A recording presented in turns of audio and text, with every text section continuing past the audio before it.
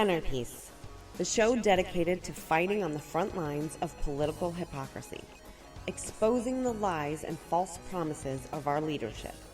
And now your host, the voice of reason, Nick Messer. Welcome, everybody, to another episode of Centerpiece. This is Nick Messer, the voice of freedom. We've got a few things that we're going to talk about tonight. We've got a special guest in the studio this evening with us. We've got ReRe, which is Mina's sister. She's with us in the studio. Mina's got an update for us later that she's going to talk about. O.U.R has made some moves here locally in our state, so she's got some good news going on with that. And I've got some things that'll tie in with that and everything. So,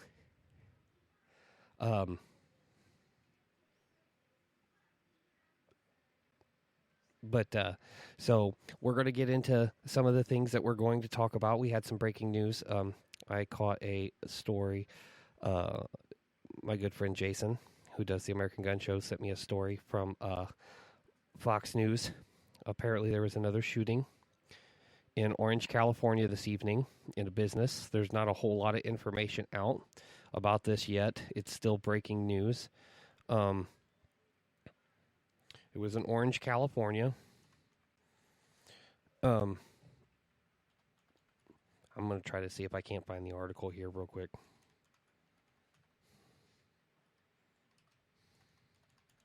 So I can get the... And unfortunately, in this particular situation, 4 people were killed and 2 were injured, including the shooter. And unfortunately, a child was one of the victims in the situation. Not a lot of information is coming out about this. Just that there were 4 people were killed, including a child. The officer exchanged fire with the shooter and injured the shooter in order to end the situation. Tell me. Oop. Ad from the computer there. Sorry about that. They don't know why the child was there. It was on the second floor of an office building, but the name of the business was not immediately known. The officers were fired upon as soon as they got there. They took 2 people away in handcuffs. The scene was stabilized by 7 p.m. Pacific time, and there was no longer a threat to the public, according to Orange Police Department. Orange is just a city of roughly 140,000 residents and is about 30 miles southeast of downtown Los Angeles. This is the 3rd mass shooting in the United States in the past 2 weeks, following the shootings in Atlanta that left 8 people dead and 1 in Boulder, Colorado that left 10 dead. And the gun control activists that are out there are absolutely losing their minds at this point, because apparently these firearms got up and went and shot these people all by themselves. They don't want to discuss anything that has anything to do with the situation of the shooter. They only want to talk about how bad guns are, and if there weren't any guns, then this would have never happened. Eradicating guns is not going to eradicate evil, all right? You take the guns away, and they're just going to find other ways to perpetrate the evil that they get themselves into. Because part of the situation, I mean, Timothy McVeigh, the Oklahoma City bomber, I mean, he killed hundreds of people. I never once fired a firearm. I mean, evil people do evil things all the time. Anybody got anything they want to add to that? The thing is I don't know. Hi, y'all. This is Mina May. Sorry. I don't know how many times we're going to have to go over this. That's the hard part, is how many times are we going to have to go over the fact that guns just don't get up and walk away and kill people on their own. It's the people who do it. I don't know. I guess my opinion on it is why every single time that we start talking about control, all of a sudden there's all these shootings? Oh yeah, I mean they need something to give a driving point to their narrative. I've talked about it multiple times on this show. I've talked about it on Current Pulse. But one of the things is ReRe is that one of the tactics that the left, and we need to differentiate. There's a difference between liberals and the left. All right, there's a difference between a liberal and a leftist. Some liberals I can get along with, leftists I cannot. The left loves to create a crisis of some sorts just so that they can champion the solution to said crisis in order to get votes and gain control. Right. Well, and that's where I come in on that, is that every time we start talking about something, like it was COVID, nothing but COVID all the time. That's all you ever heard. I mean, but then suddenly we start talking about gun control, and now there's mass shootings here, there's mass shootings there. It's like it's almost as if it's been planned. It begs to ask the question: is this just a coincidence? I mean, that's how I see here's the thing: if you think about it, if you're gonna blame the guns, then you're thinking in a sense of blaming an inanimate object. Right. Okay, so you're thinking about blaming the guns. You're thinking about blaming the gun manufacturers. So if you are going that route, then why aren't we blaming every fast food restaurant for obesity? Why aren't we blaming every brewery for drunk drivers? Why aren't we car manufacturer for every wreck? Right. Right. I mean, Ticonderoga No. 2 pencils give us bad grades. Right. But see, that's the thing. That's when you take that leftist logic and apply it to all these other situations, it just falls apart. And that's the thing. I mean, bad people are going to do bad things, whether it's with a gun, a knife, a baseball bat.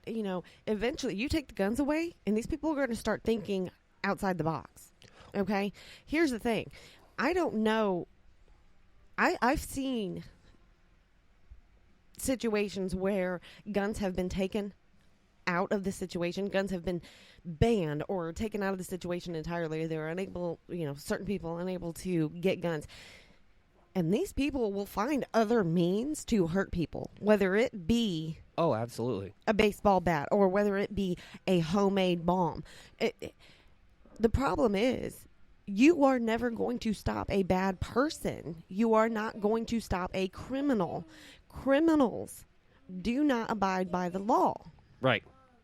So keeping guns out of the hands of law-abiding citizens to protect themselves and others around them. You create more victims. There have been multiple situations where there has been an armed citizen, some crazed person, some crazed criminal. I can give you my Lord. I can give you a specific circumstance. Mina May's grandma just went out the window. Went into a building or went somewhere and started shooting, and it was a armed, law-abiding citizen that put a stop to it. Yeah, well, I mean, there was that situation down in Texas where that young man walked in with an AR-15 to shoot up a church. And there was a retired police officer that was in the congregation that was carrying his service pistol that he carried when he was an officer that he got to keep when he retired. And he shot the gunman and into the situation, and the gunman was the only one hurt. Yeah. I mean, it was the fact of the matter is the only way that you stop a bad guy with a gun is with a good guy with a gun. And I mean, I don't care what your beliefs are on God and what your beliefs are on guns, but if somebody comes into where you are, intent to do you harm, the first thing that you're going to do is call someone else with a gun and then pray that they get there in time. It's that simple. And 9 times out of 10, they never do. No. But here's the thing, okay? History, this is why history is taught, okay? History has shown us what happens to unarmed citizens. Right. Okay? unarmed citizens, Right. it is so much easier to make them get into them Right. boxcars. Yeah. Well, and and I mean, ship them off. the fact of the matter is, an armed person is a citizen, an unarmed person is a subject. Right. I mean, that's essentially what it boils down And to. I'm sorry, but this is the United States of America. There is a constitution that states that we are allowed to keep and bear arms. Yes. And I'm sorry. I'm sorry. I'm not sorry. Right. But to these leftists, I am not going to put my faith in the fact that you will protect me. Well, and I mean, I won't. And that's and let's be honest about that though. It's not that you don't necessarily have faith that the police department would show up for I'm not. you. No. I didn't say that. I didn't say faith in my police department. I said faith in my government. Well, and that's the thing, and Right, even which is like right now, I have very little in. well, and I mean, but seriously, let's be honest. Even if our current governmental system was extremely benevolent, and they were 100% good to us all the time, okay, they're not going. They don't just magically teleport into a situation. They're not going to be there the instant that you call them. There is still a response time. Right. So the fact of the matter stands is when you're in a bad situation, your first, last, and only true line of defense is yourself. Mm-hmm. And if you are unarmed, you have no way to equalize the situation against your assailant, plain and simple.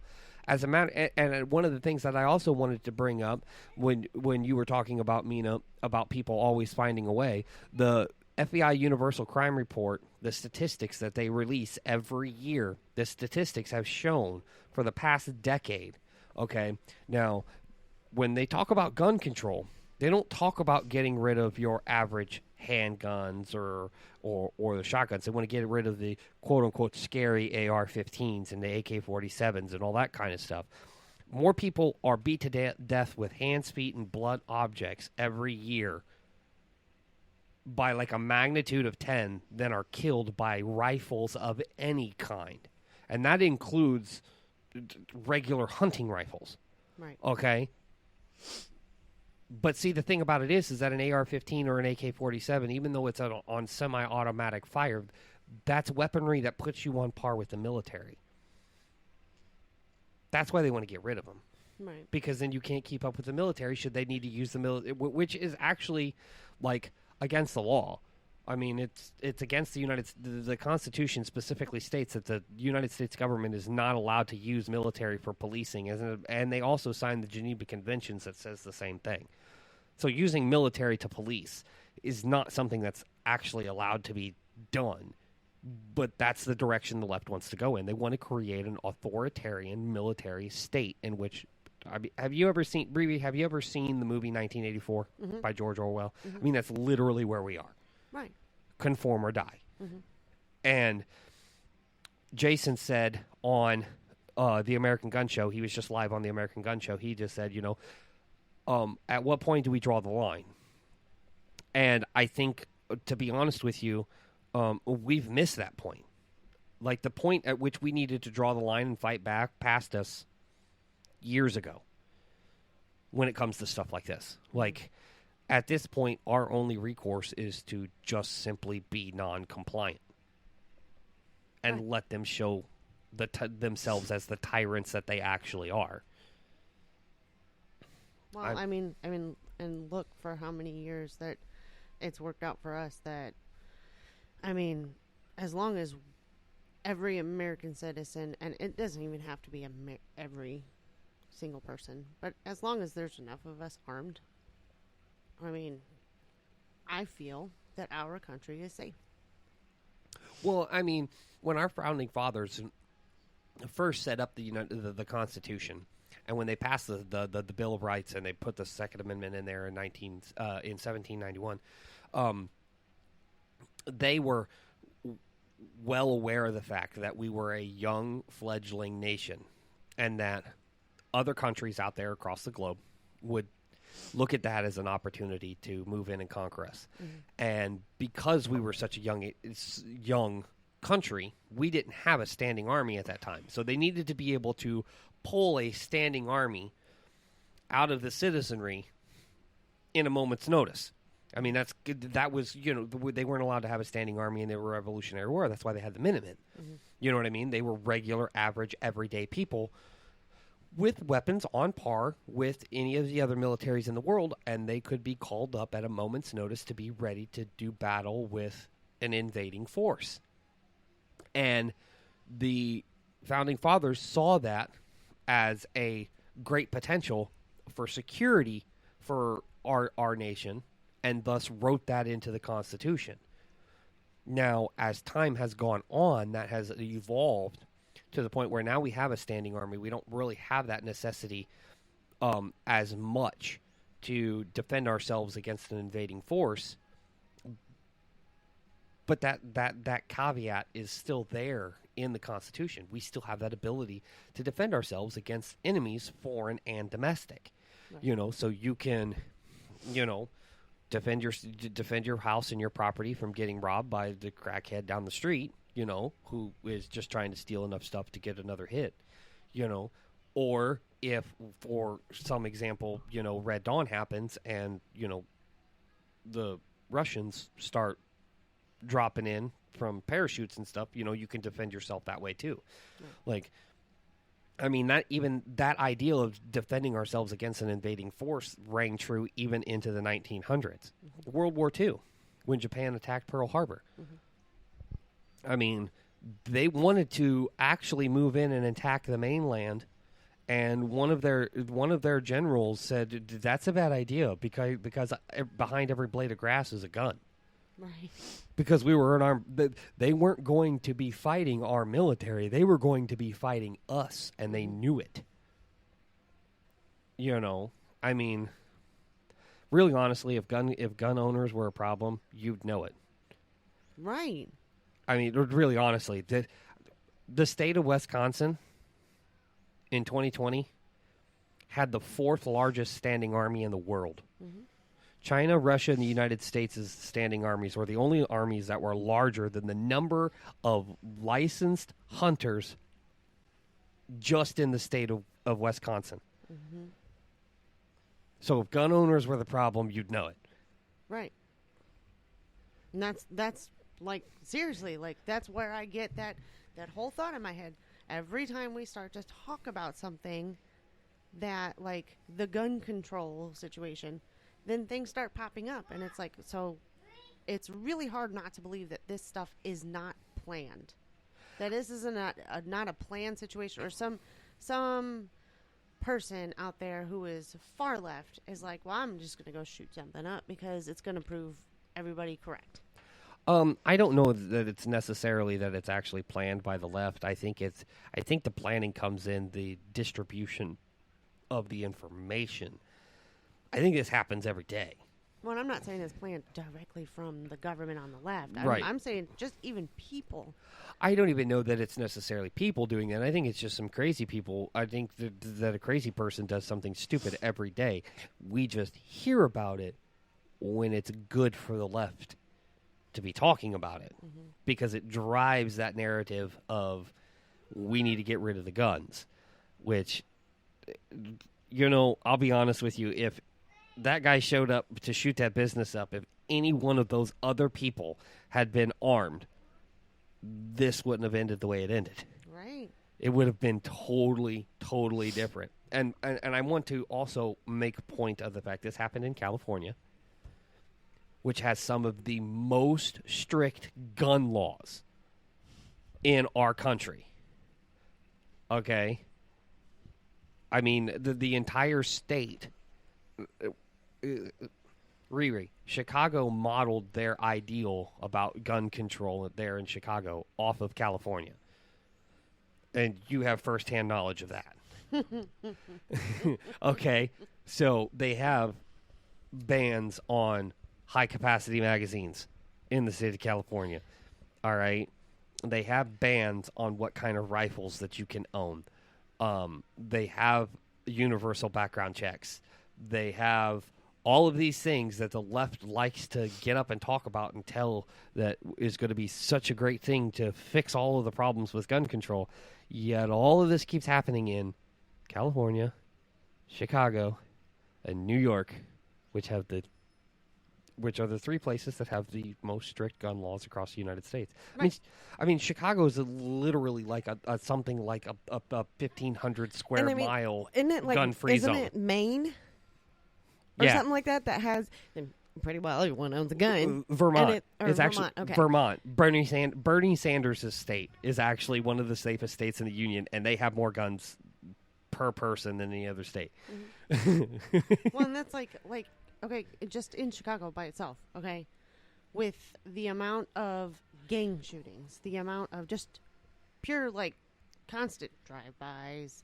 Look at how many kids, how many people over the whole time during COVID and all these riots and everything. Look at how many people were shot and killed. Okay. And we really weren't talking about gun rights at that moment in time.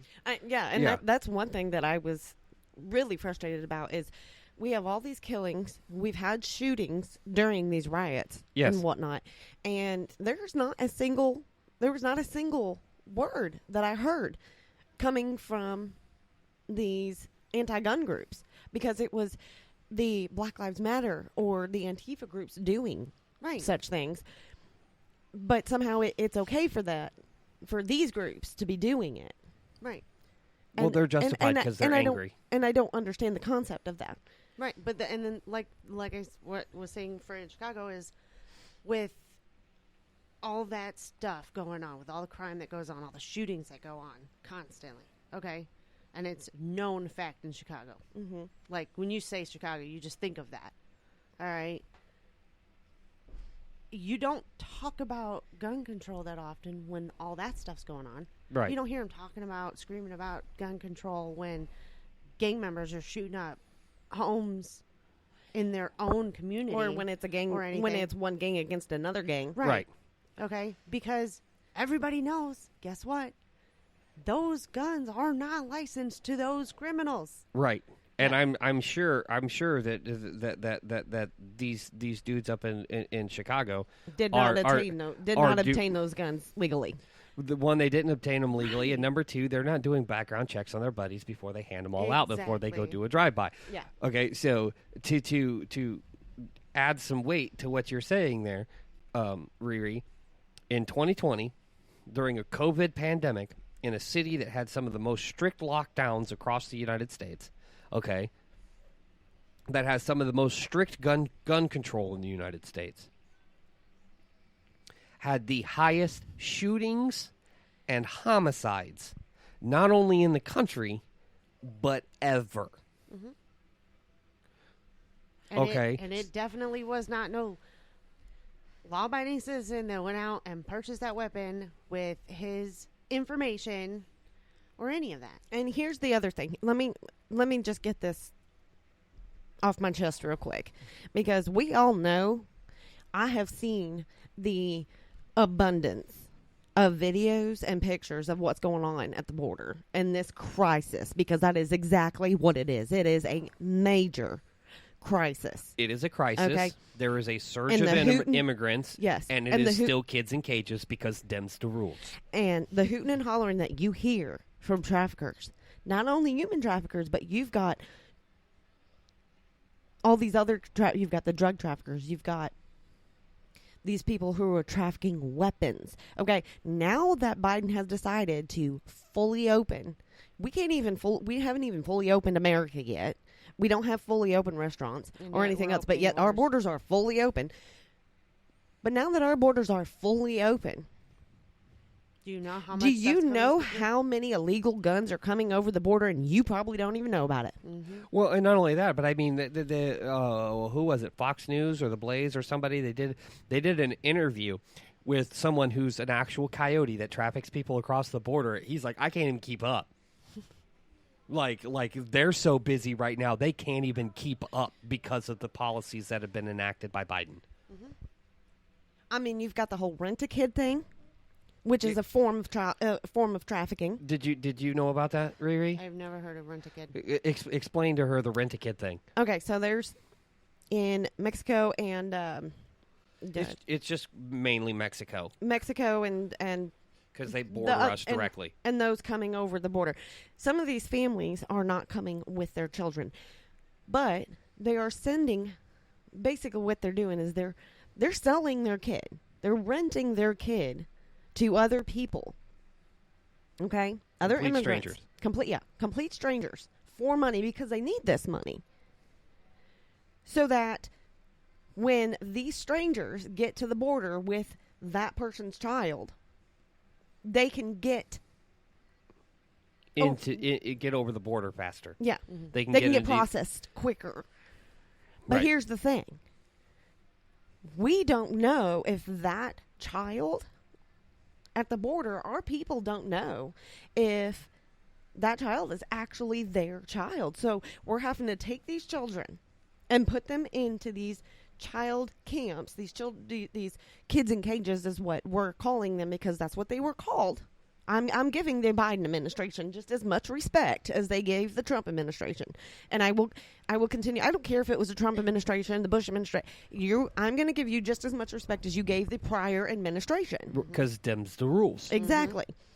And so that family sells their kid to complete strangers so that these complete strangers can get over the border quicker, get processed quicker, and get into the United States quicker. Mm-hmm. So it's a form of human trafficking.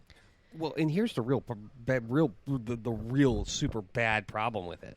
Okay, is that once those people get into the United States using this child, they don't take the kid home. They just ditch him. Right. You're on your own, hon. Sorry. Yeah. And then this poor child is subject. I mean, the idea, the threat of this child being trafficked even more, because I'm not going to sit here and lie to you. Trafficking exists in our country. Sexual trafficking exists in our country. Sexual exploitation exists in our country. Yes. And it is a billion-dollar industry. Yep. And some of these children who are not accounted for, they will go missing. Yes. And they will be either sexually molested, or they will be sold, or they will be put to work. Yeah. And it's these are the kind of dangers that we are trying to prevent. And that's not what the Biden administration is understanding.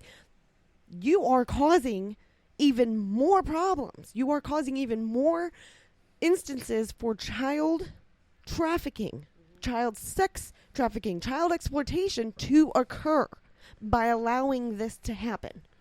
Right. Well, and I mean, even here's the deal too. The families that do come together, that do, the parents that do stay with their children, that are being brought across the border by coyotes and stuff like that. These young teenage girls are being repeatedly raped the entire time, and their family has to just sit there and watch it happen and let it happen, because otherwise these coyotes are just going to leave them in the desert. Right. This is as they are making the trip to the border. Right. By closing the border down, you discourage people from even trying to make the trip. So then you lessen the ability, you lessen the instances for children to be raped, to be exploited, to be trafficked. Right. But nobody right wants to talk now- about that. They just want to talk about the kids that are in the cages right now. Right. That's all they want to talk about. But now the videos that I have seen, you have children, okay? They aren't spacing children 6 feet apart. They aren't even spacing them 3 feet apart. There are children who are right next to each other. They Yep. are sleeping in these foil blankets right Mylar next to blankets. each other, okay? And some of these parents are sleeping. They are nursing their babies, sleeping on floors. Yeah. And Because we they're have telling nowhere us, to put 'em. And they're telling us that the way Trump handled this was worse than what they're handling it now. There are over 4,000 people in these camps. Okay? Because at what it is they came in and said that Trump was doing it wrong and we're going to do it right. But there was no change because they had no idea how to change it. right. And they So are there wasn't over going to be a change. they It are was just going to be better because it was under a different administration. right. And now they are currently over 1,500% capacity. Over. Yeah. And yeah. yet, and here's the thing, you're opening our borders. You're opening borders to a country who just dropped off 50,000 jobs. Right. Oh, no. More. More. And jobs are still dropping. I know there's She's more, talking but- about the Keystone XL pipeline when they canceled the 50,000 jobs because Just of the that. Keystone. Just that in Alone. and of itself. So where are all these people going to get employment? Well, not only that, but they're also allowing these people in. Okay? They are allowing these people into the United States who are testing positive for the COVID virus. And they're sticking them on buses and busing them around the country. Right. Some of them are busing them as far north as they can get them. Mm-hmm. Okay, here's the thing. If you are so worried about this COVID virus, then why are you busing COVID positive patients, COVID positive immigrants into our country? Well, that's because Dr. Fauci says 6 feet of masks will protect us and keep us safe from COVID. I'm sorry. Dr. Fauci has, apparently Dr. Fauci, yeah.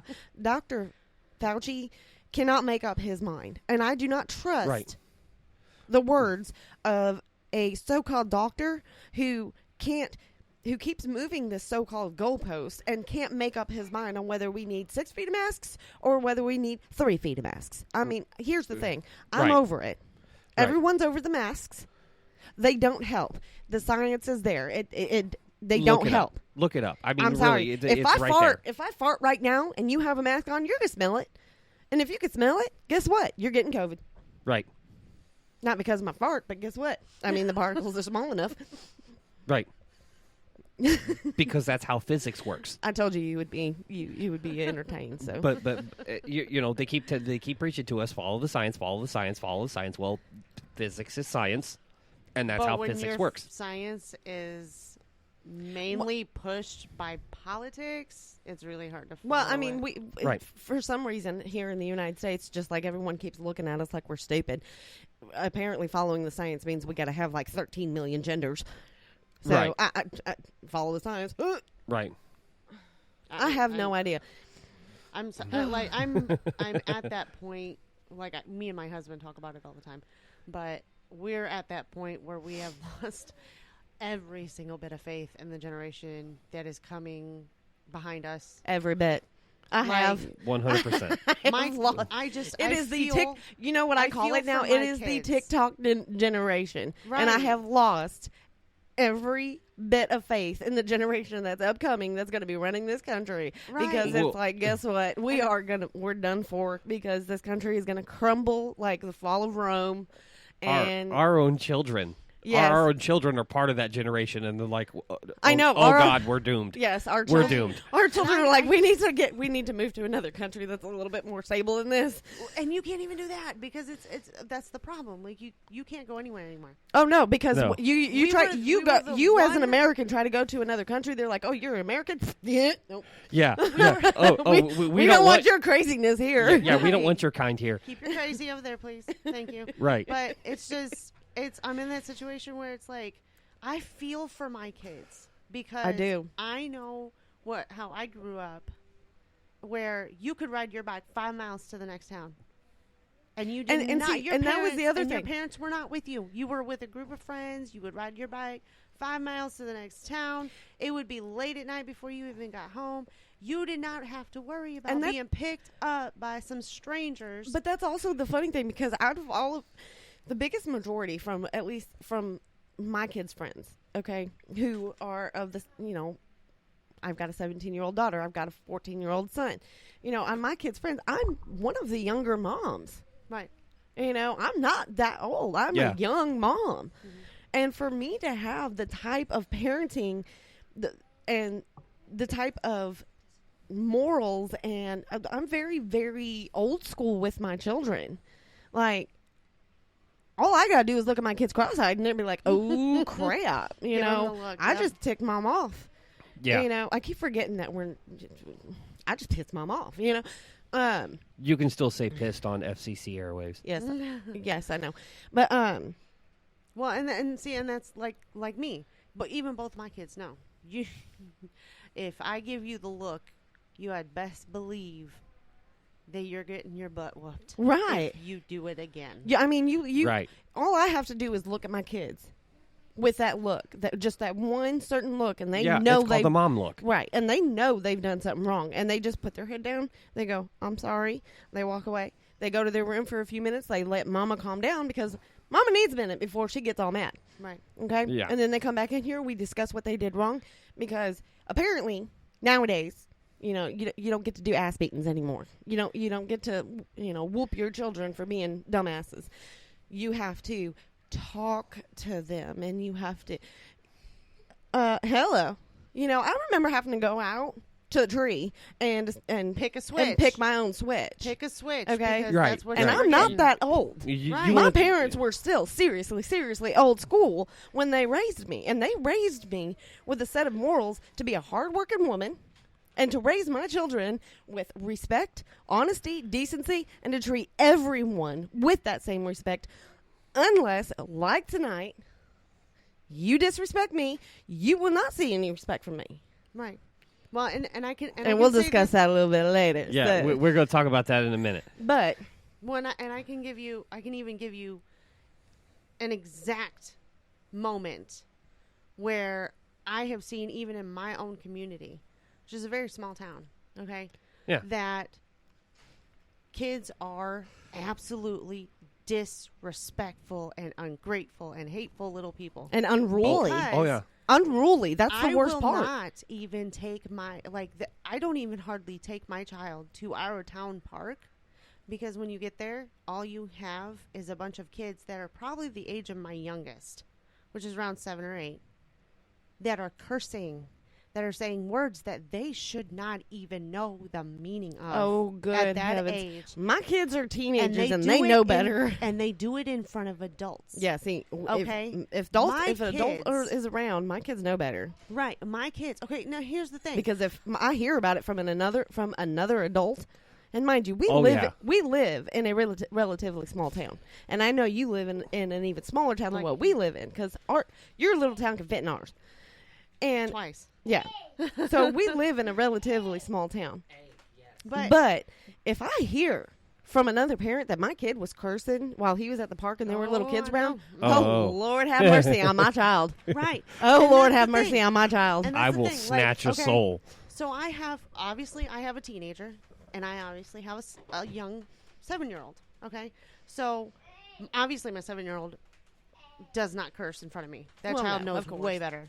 But okay, and that's the other she's- thing. and You she's never the know kinda what a kid- kid's going to do without their parent. But I Right. hope that, you always hope that you have raised your children with a sense of respect, that they would think before they acted. Like, what would my mom do to me if she found out I did this? Right. Right. Well, and that's like my Sweetheart, you oldest. have no idea what mom's going to do to you.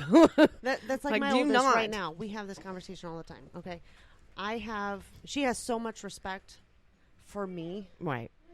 that she would never curse in front of me. Right, and you see that. I mean, we see that with your kids. When you bring your kids to come visit, we see that with both of your kids. Right. Anywhere we go, and that's just like anytime we go somewhere. That's just like tonight. We went where we went. We were complimented on how well behaved our kids were, how helpful our kids were, and all that and everything. But that's the thing.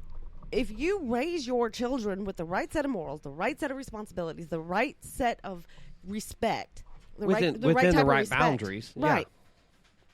Right. You and so- should, we should not have to be hearing, oh my God,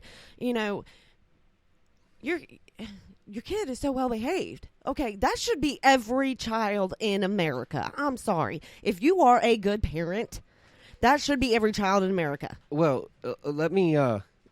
You guys were talking earlier about how you've lost faith in the upcoming generation, and being pissed off about it and everything. Let me play you a little audio soundbite here. This is a teacher and a student, Oh and boy. we're going to listen to the soundbite. And I'm going to feed you a little more information about what the Okay. audio is about and everything, and it'll answer some questions. So here we go. The story behind this picture. I'd rather hold on to that. Just tell me what this seems to be a picture of. It's just two people chilling. Right, just two people. There's nothing more to that picture? Nah, not really. Just two people chilling. I don't believe that you believe that. I don't believe that you look at this as just two people. I don't think Truly you is can look just at two this as people, just though, two is it people. not? Yeah, but I think you're being intentionally coy about what this is a picture of. What are you being coy about? It's two people standing back to back in a picture. Yeah, and that's all you see is two people. I'm confused on what you would like me to speak on in that I sense. don't think you are. I don't know why you do this. I'm not trying to call you out, but you come out off of mute to talk about what this is a picture of, and you act as if there's nothing noticeable about this apart from the fact that they're two people.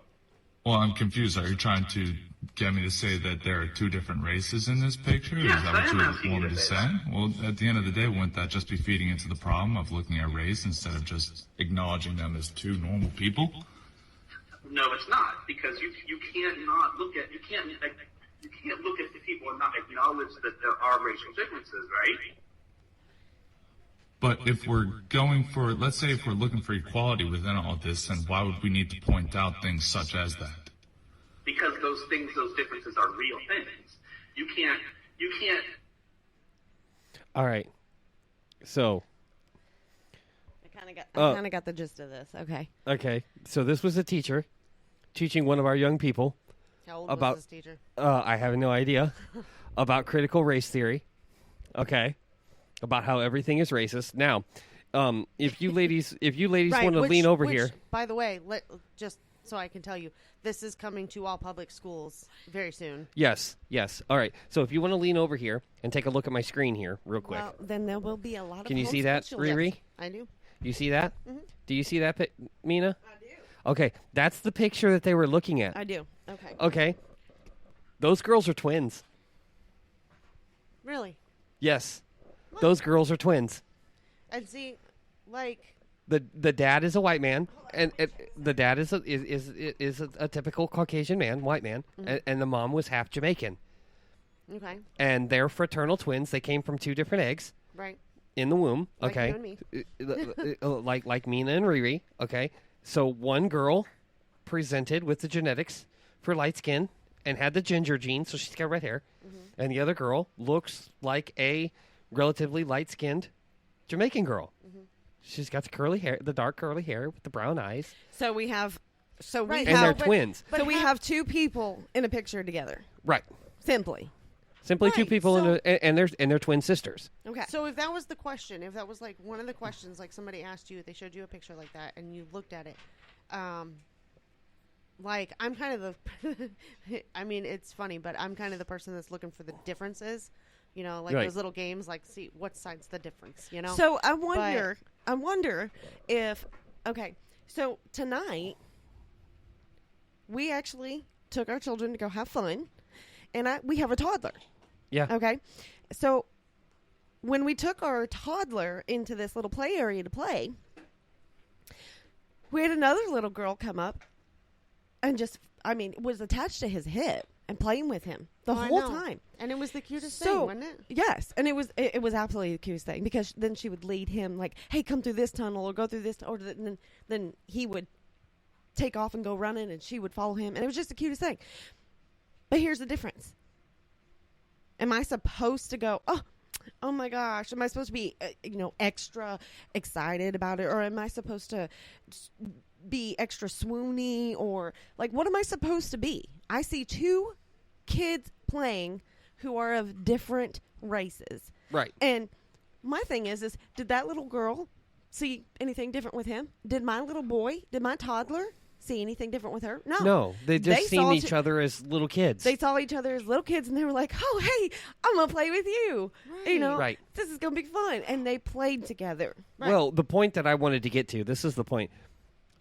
I think at this point, knowing the background information of these two girls, knowing that they are twins, knowing that they have two different skin tones like this, okay, I don't like calling them races. They're skin tones. We're all the same race. We're all humans, okay? Some of us have more melanin than others. That's just like some of us have blue eyes, some of us have brown eyes, some of us have green eyes, different color hair, whatever. And then okay. you've got some of us, like our little boy who's got hazel eyes and blue eye. He's got a hazel eye and a blue eye. You know, he's got those beautiful bagged eyes. All right, but the teacher was asking a loaded question in order to hit the student with an aha moment, to point out his racism, and the student was not going to buy in.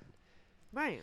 Okay. But that's the thing, is that's what needs to happen is these people, these kids, these adults, people in general need to not buy into this. Right. And that's one of the things that I've been trying to preach about to people. That's what keeps perpetuating it. We need to stop with this ideal that we should identify certain behaviors based off of physical appearance in some way, shape, or form. Right. Okay. And it doesn't necessarily mean that means whether it be by skin color, that you should subscribe to a particular set of behaviors because you are black or because you are white, or even if it's a gender ideal, okay, that, you know, like little girls are supposed to play with dolls and little boys are supposed to play with trucks. Like, you know, we have to stop subscribing to that ideal. Right. You know what I mean? If a little boy wants to play with dolls, let the little boy play, okay, so he can play with dolls, okay? Mm-hmm. Maybe he's going to grow up to be the kind of man who just thoroughly enjoys babies. Mm-hmm. You know what I mean? I know grown men who swoon over babies like a lot of women will do. Okay, it just is what it is. Now, does it do some of these behaviors stereotypically, you know, fall along, you know, gender lines? Yeah, they do, and some of that is taught, some of it's instinctual, you know. But that's the thing, that it's taught. The biggest majority of it is taught, right? And that's the worst part is.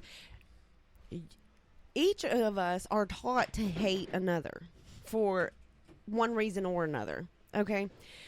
Speaking of toddlers, ours is doing his ever best to make as much noise in the background as humanly possible. Okay, so we do apologize. Yeah. I mean, he's going to be 3 in a few days. They don't really necessarily understand that. And if you didn't already know, this is a hobby of ours. This is not our full-time job. We don't have a studio. We're broadcasting from our dining room in our home. So background noise is just going to have to be something that's going to be a part of the show. I mean, it's real world. We're real people. We're not politicians. We're not rich people. We're real people. You know, we're real not everyday political pundits. We're the people living the results of the talking heads. Right. We are real people who have to deal with what our government is doing to us. Right.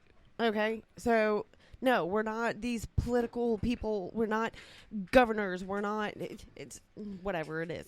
Okay. Yeah, I don't have a 3,500 square foot superstars. house with a soundproof studio at which we can go into and record our show. Right. We're not superstars. We're not. We're not famous or anything like that. So this is something that we do, and we do have listeners. We do have a lot of people who, like I've had many people get on and send emails and whatnot and talk and ask us to talk about certain situations and certain things that have come up. But that's the one thing that I have learned is people want the people want to hear from the real people. They want to know what's going on, but they also want to get the facts.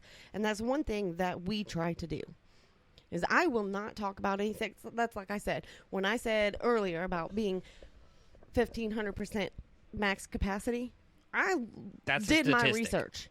I did my research, and that is an actual statistic about the border right now, the capacity at the border. Mm-hmm. Okay?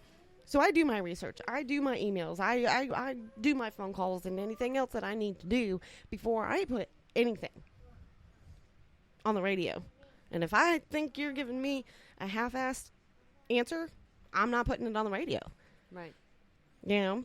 But, and that's the other thing is, what a lot of people don't know is you can be just an everyday person, okay? Here's the thing. You can be an everyday person, like us, every day. A mom who stays home with their kids, a dad who works full time, you know, a mom who works a part-time job, you know, and you can call and email your governors and your senators. You can call and email them all day long if you want to. And you can ask for answers, and you can tell them that you want answers and you want to know what are they going to do to make things better for your area.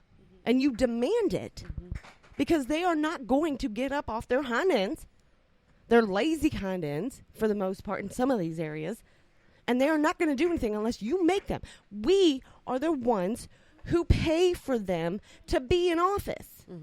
Yeah. So they are there to work for us. And which I think a lot of people have lost that.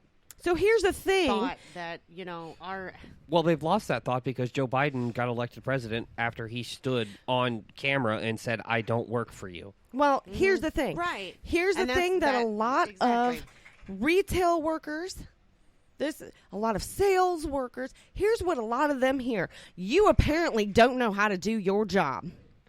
And I think it's a few more politicians need to hear that. Well, that's what I'm saying to the politicians right now. You apparently don't know how to do your job if you can't stand up to what's going on right now. Okay, so that excerpt that I played, yes, okay, was from Virginia's Loudoun County Public School District.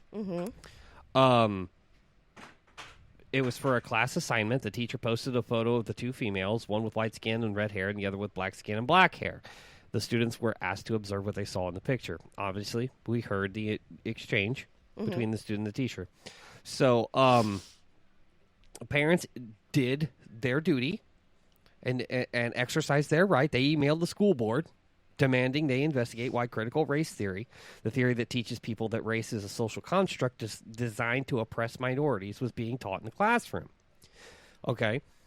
So, the source that's reporting this, the Daily Wire, they obtained a Facebook post from far-left school board member Beth Bartz, where she denied that the school was teaching critical race theory to kids. But in the same post, she admitted that students were learning about critical race theory, among other theories, in the classroom.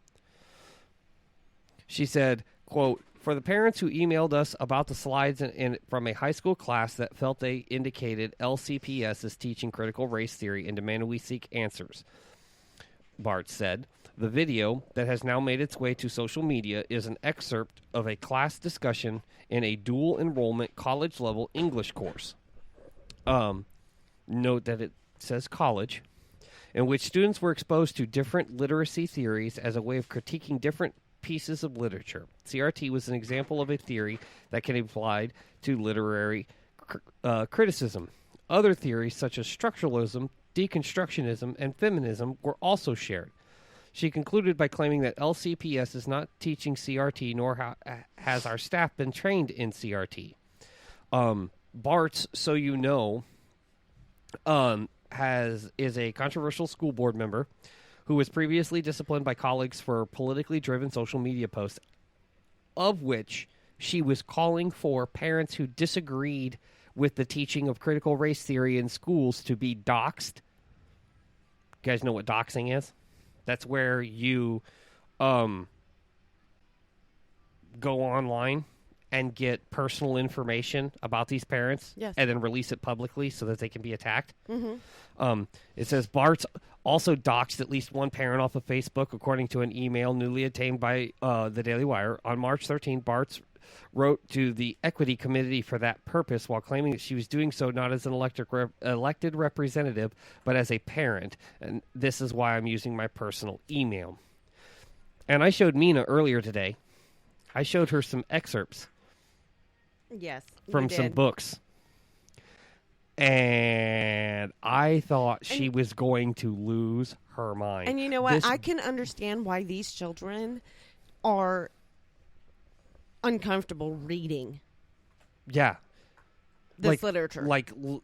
So right here, this kind of stuff is exactly the reason why we have no faith in our future generations.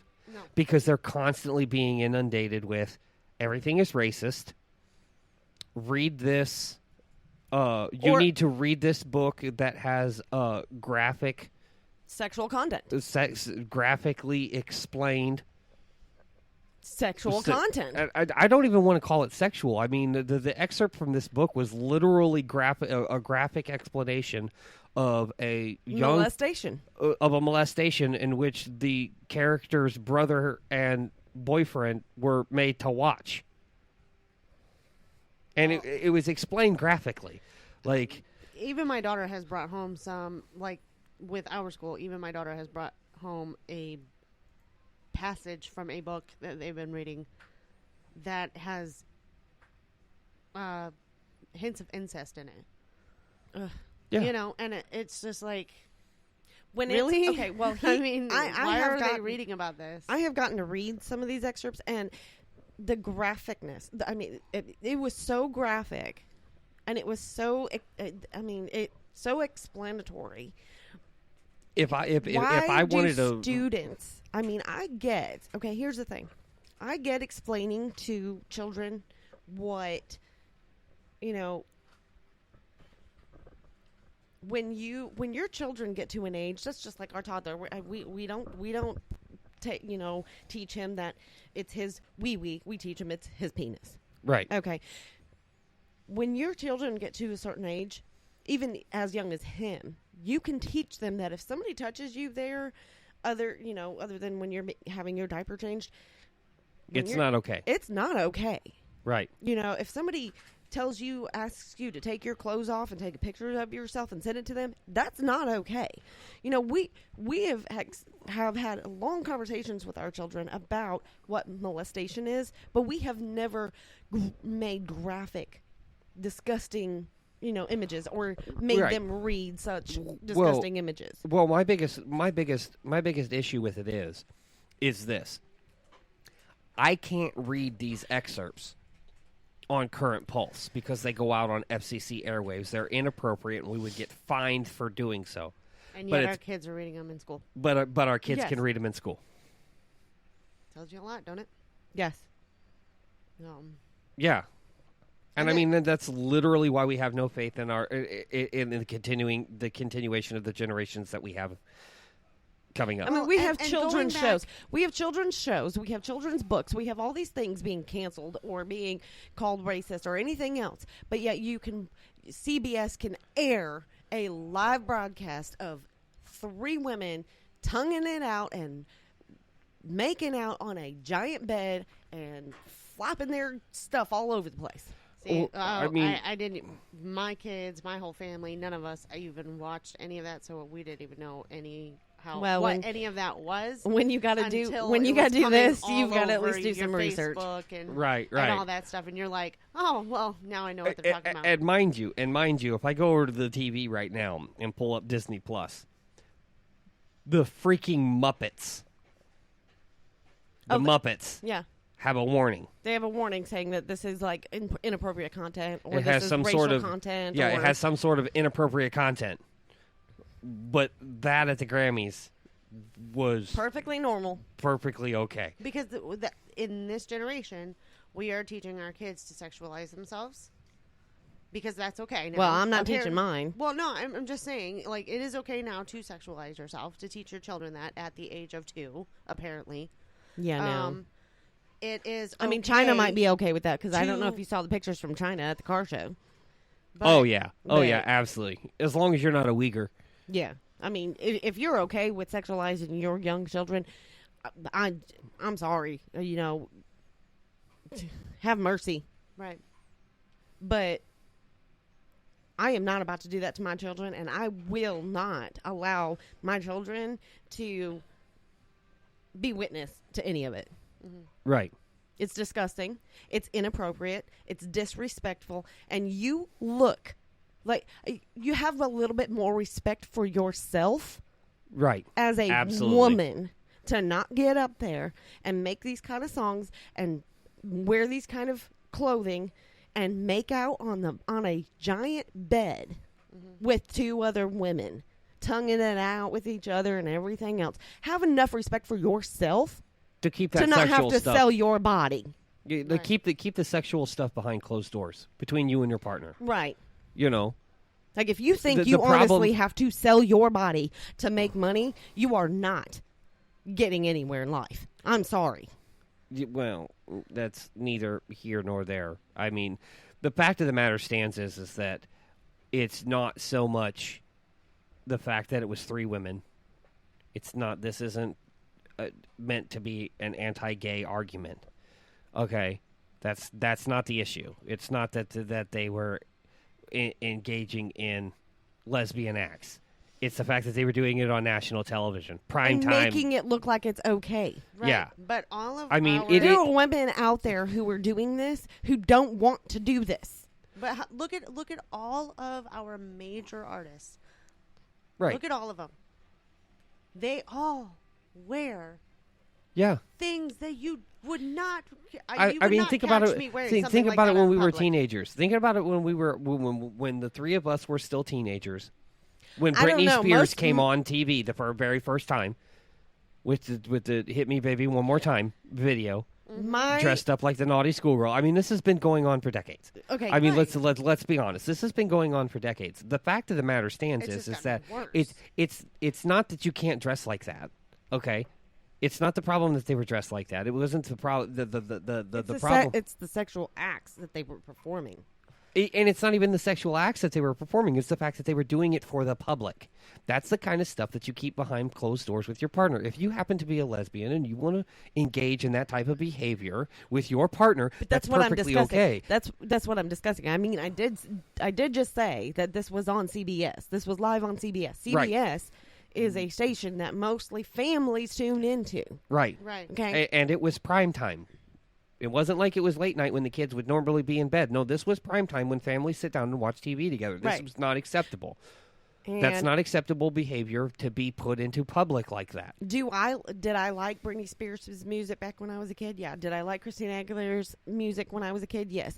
But I did not try. Like, I don't ever remember trying to want to be, dress up like them and have these little tiny outfits and these, see-through outfits or anything. Well, Okay. and everybody wants to sit here and they want to scream about rape culture and everything, but they don't want to acknowledge the hypersexualization of women in media like that. I mean, literally, yes, 100%. A woman should not have to be conscious of what she wears in public because she might be raped. Right. All right, But it's still, you need to be able to control yourself. But you but need yet- to be conscious of the stuff that you're wearing and actually portraying to another person, especially a child. Right, you're undoing when you have good parents that are trying to teach their young boys that are growing up in their households to not hypersexualize women and that they're not just a sexual object and that you don't rape women, and then you show them this kind of imagery. That just undoes what you're trying to teach them.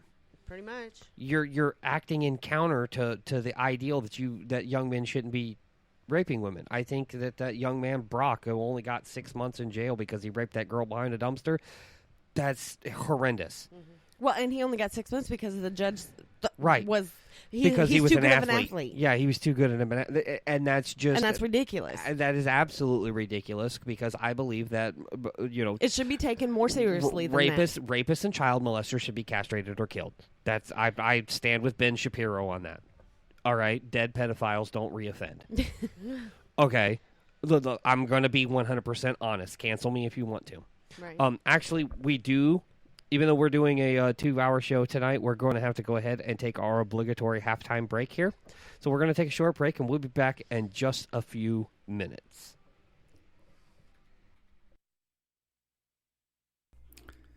Are you a constitutionalist and fan of the Second Amendment? Then you need to listen to the American Gun Show, hosted by me, Jason Reed, the voice of freedom. We talk about laws, training, and everything in between. Find us on the Firearms Radio Network, iHeartRadio, and every podcast platform. The American Gun Show.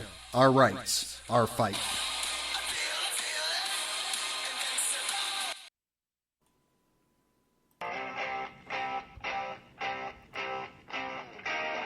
Jason Reeve, the host of the American Gun Show here, inviting you to listen to our new show, Current Pulse. Join myself, Mina May, Nick Messer, and Samantha Reeve as we discuss top stories, political hypocrisy, and even stories you might not have even heard about. It's an open discussion of facts, not fake news like CNN and MSNBC. Join us on the weekly podcast Current Pulse, right here on Spreaker.com or your favorite podcast provider.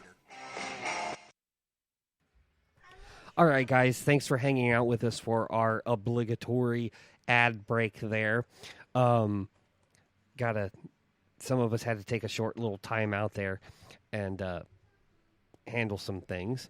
So, ReRe. Mm-hmm. So have you heard about the shoes? The shoes. Yeah, the Satan shoes. Oh, yes. Oh, my God. Don't get me started on those. We're going there. We're totally going there. Okay, so a company that goes by MSCHF, Mischief. Yeah, I see what they did there. Yeah. You see what they did there? But anyway, they took So I 666 pairs of. I haven't heard about the shoes thing yet. All I've heard was people. Well, I can't say heard. All I've read is people posting something about Satan shoes. Yes. So I don't know what's going on with that yet. I have not. I'm actually surprised that I actually know about something that you don't, which is weird. So we're gonna have to fill me in on this. So anyway, I have to. I mean, I almost want to bring up a picture to show you these shoes, how bad it is. Okay. So let me guess. Let me guess real quick. I've never. Okay. I'm not super. Okay. Super religious. Since Mina is the only one here who doesn't know what's going on. Let me. Should I try to guess what it's about? go ahead. Okay, so give it a shot. Satan shoes. Okay, Satan shoes. So somebody decorated a pair of shoes up to look like Satan. No. Okay. No. Let me see if I can bring up a picture. Let's see. Okay, so I'll just. So somebody found a pair of evil shoes. I don't know. No. So this company, Okay. MSCHF, Okay. they procured 666 pairs. Okay. I was in the other room. I heard you say something about the mischief. Yeah. Okay. Yeah. 666 pairs of Nike Air 97s. Okay. Yep. Okay, is what they are. And they collaborated with the rapper Lil Nas X. Okay, and Okay. So I don't know. when I found out who this was, and Yeah. I mean, I already kind of knew who it was. Right. But when I heard the name and I seen it, I Yeah. thought, "Are you serious right now?" Right. So who? He's the guy. He is the gay black rapper who did the song "Old Town Road" Right. with Billy Ray Cyrus. My I'm gonna take kid- my horse to the old town road. Like, I don't know Gonna how many ride people Oh, okay. listen to that song. Yeah, you like probably it. shouldn't be singing it because that's. Yeah. Well, Okay. anyway, So I know what you're talking about now. Okay. so it's that guy. And he released a new music Here's a video. picture. He released a new music video called Montero, Call Me By Your Name, That doesn't even show like the actual shoe though, so I'll have to show you a picture of it. in which he gives Satan a lap dance. Huh? Yeah, he gives Satan a lap dance in the video. Okay, wait. Yeah. Okay, so a male gives Yes. Satan a lap dance. In the music video, yes. And the shoe features pentagrams, and they are claiming that a single drop of human blood was used for the ink that they used to dye the shoes. So Nike is suing Mischief over this because they used Nike shoes. They sold each pair of shoes for $1,018 a piece. They sold out in minutes. And Nike is getting like a ton of backlash over these because they didn't take the swoosh off of the shoe. So, and then they put a Bible verse on the shoe. Yeah. Did they? Or at least they didn't put the whole verse, but they put Luke 10:18 on there, Yes. which is, I beheld Satan as lightning fall from heaven. Right. Really? So you're Right. going to give Satan a lap dance, and then you're going to put a Bible verse. You're Well, going and to it's put. just, it's just much Oh, more oh, to it, oh, but it's the fact, like, you're... Oh, my God. Like, I can't... He previously came out with a pair of shoes. Mischief previously came out with a pair of shoes called Jesus shoes. Okay. So they were the exact opposite. Okay. Yeah. Okay. I'm so confused by this generation now. I have no idea. Like, make up your mind, please. Just you're one or the other. I don't know. Like, make up your mind, please. Yeah. I'm just when I seen it and I got to see the pictures of it, I was just like, So "You've okay, got to so be kidding apparently me right Nike now." is not happy about this, so they're No. suing the company Right. that obtained the shoes Right. because they left the swoosh visible. Right. Well, Right, okay, because- here's the thing. because Nike Well, wait. had gotten Nike a did not ton do of this. backlash Right. Okay. from Well, here's the customers thing. and just people just saying, "Okay, well, How I will could you never do buy this?" Nike shoes ever again." Yeah, they were like, Well, "How could you here- do this?" But They here's the didn't. thing: if you're gonna, if you're going to here, okay, and this is the other thing, like when you are. Okay, let me put it this way. Okay, say you're one of these parents. You're not parents, but one of these people who like to you're a DIYer and whatnot, and you like to use those Cricut things. Mm-hmm. You actually have to obtain, like, you have to pay for some of the licensing to be able to put some of these things on shirts or Yes. yeah, you have to pay for that. Right. Okay, so I understand that they paid for the shoes, but they did not pay for the licensing to use the Nike emblem in their video. Right. So for Nike to go ahead and sue them, that Nike has every right to go ahead and sue them because they did not pay for their emblem. Right. They did not pay for that licensing to be used. So then not only did they not ask Nike if they could use, Well, obviously we're not in that in our world anymore. We're not in that world of just asking for things. obviously We they take because what we Nike need, is upset remember? about this. They obviously did not ask Nike if they could use their shoes. Nike wasn't upset until they faced cancellation. Well, I'm sure Nike Exactly. Well, Because I guarantee, had nobody stepped up and said, "Okay, this is a bunch of crap," They wouldn't have said a word. They wouldn't have said a word. But the fact that a bunch of people stood up and said, "That ain't right," because I love Nike Because, shoes. I do. Oh my gosh, I I own won't- so many pairs. I'll be honest of with Nike. you. I will not buy a pair of Nike shoes because they are about as far left as you can get. Well, and All see, right, that's what frustrates me is like And now am the somebody type- on the left is facing he's rearranging the living room right now. no, he's gonna building play, an out. He's gonna play the escape artist right now. Yeah, he's going to build an out. Except for he doesn't have a way. Yeah. They- Okay. yeah, So anyway. we need to get back on track here. But here's the thing. Okay. So I love Nike. Okay. Well, I did love Nike. I am not a cancel culture person. I am not a boycotting person. I do not like to boycott. I do not like to cancel. Well, okay? well, the Now, fact of if the matter you are is, if you are so disrespectful, that's like Sephora. Okay, the reason why I stopped using or going to Sephora was because they were so disrespectful to this one woman that actually got on. She would actually promote their products, and they were so disrespectful to her. I did not boycott them, right. but I stopped using their products. Right. There's a difference between there's a difference between boycotting and saying I will no longer give you my money. Right, I did not go because out and of tell how the you world. operate your business. Right, I did not go out and tell the world and tell everybody boycott this particular place. Boycott Sephora because of what they did to this girl. You know, never spend your money there again. Okay, I did report the story that happened. Right. Okay, And you can make your own decision on But whether you're going to myself- continue to use their products or not. I will never after what happened, because I did follow this girl. Oh, I do follow this girl. And because Lord have mercy if I have to try to put on makeup and I don't know how to do it. Okay, you know, I got to be taught this stuff. This is the reason why I don't wear it. Well, and I mean, But here's the thing. I just think it's really interesting. Sorry to cut you off. I just think it's really interesting that companies like Nike and Sephora are on the left, and they're all about this cancel culture and canceling anything that they don't agree with.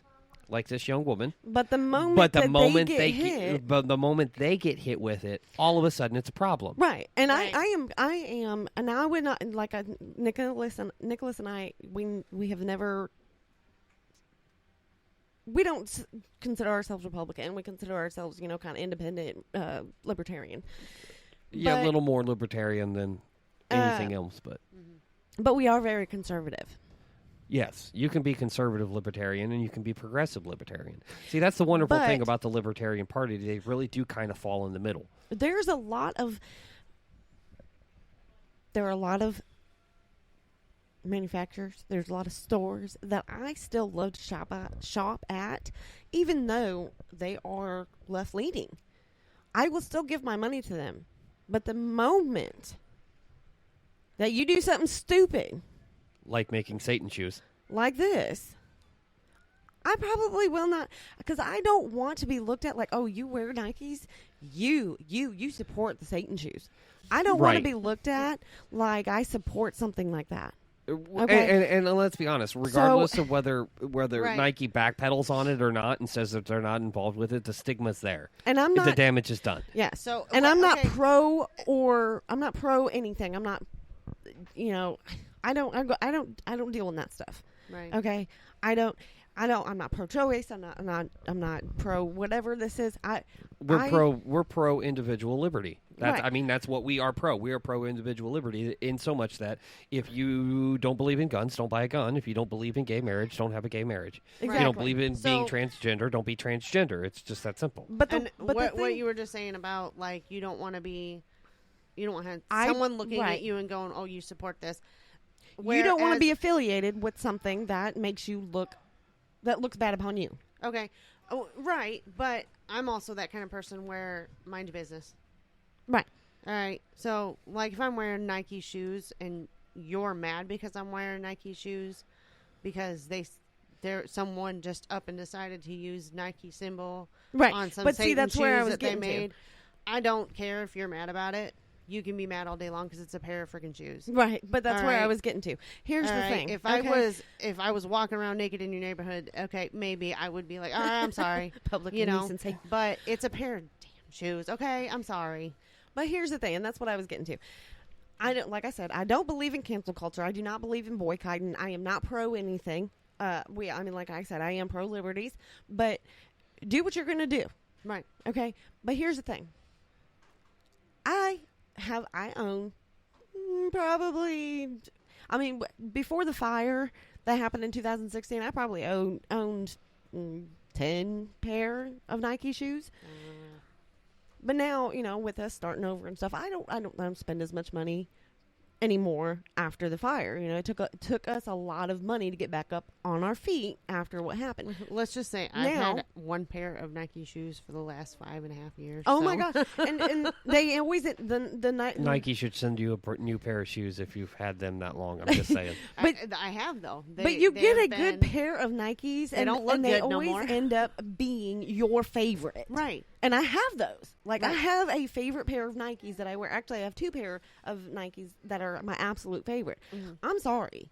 If I go to a store and I see a pair of Nikes and I put them on because they kind of look like something that I would like to wear, they look comfortable, and I put them things on and they are comfortable and I like them, I don't care if somebody did a video about Satan's shoes. I'm buying a pair of comfortable damn shoes. I prefer New Balance, and if anybody emails me about any kind of evil things that New Balance has ever done, just delete it. I don't want to know. Okay, Because he's obsessed with New Balance. He buys New Balance. I've been obsessed with New Balance ever since I was in the New Balance was and the all shoes of they my gave us in kids. basic training. Right. That was our PT shoes in basic training, and I literally wore holes in the soles of them things. And all Because of our you kids can't- love Nike shoes. I I'm not going to boycott a company over this because some idiot decided to make some off the wall video. But But you also got to remember, people are doing extraordinary things right, these days to get noticed, right, to get their name back up on the board. right. right. You know, they're to gonna become do, relevant even again. if it is the dumbest Now- thing on the planet, Now, if They're gonna do Nike, I'm just going to say this. Now, if Nike did give the okay for their shoes to be in this video, shame on you. Well, those Satan shoes that they made a pair of, Satan was wearing those shoes in the music video. Yeah, well, shame on you.